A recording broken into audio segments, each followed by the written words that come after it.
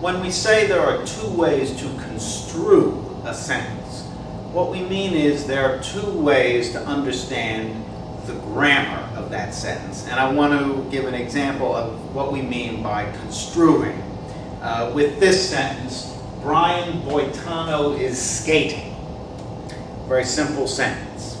Now, one way to construe it is to see it as similar to this sentence here. My brother Sandor is weeping.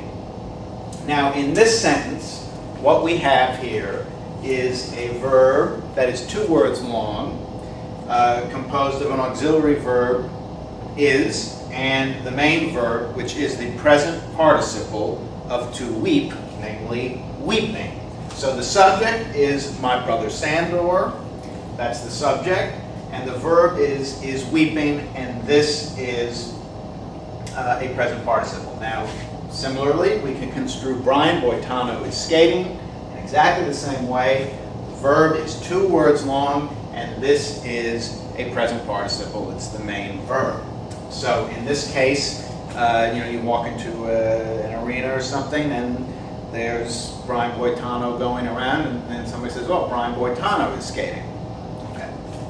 But now consider this sentence, which may look a little different, quite different at the outset. Babe Ruth is baseball.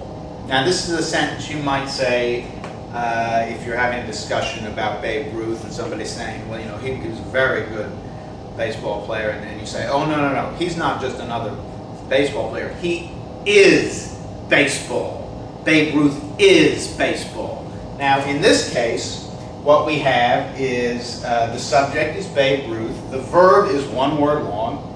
Is the main verb here, not an auxiliary. It's the main verb. And baseball is the subjective complement. It is a noun, right? Baseball is a noun, the game of baseball.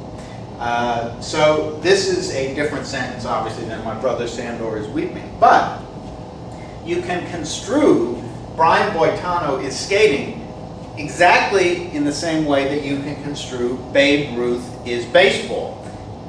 In order to do that, Brian Boitano is the subject. Is now is the only word in the verb. The verb is 1 word long.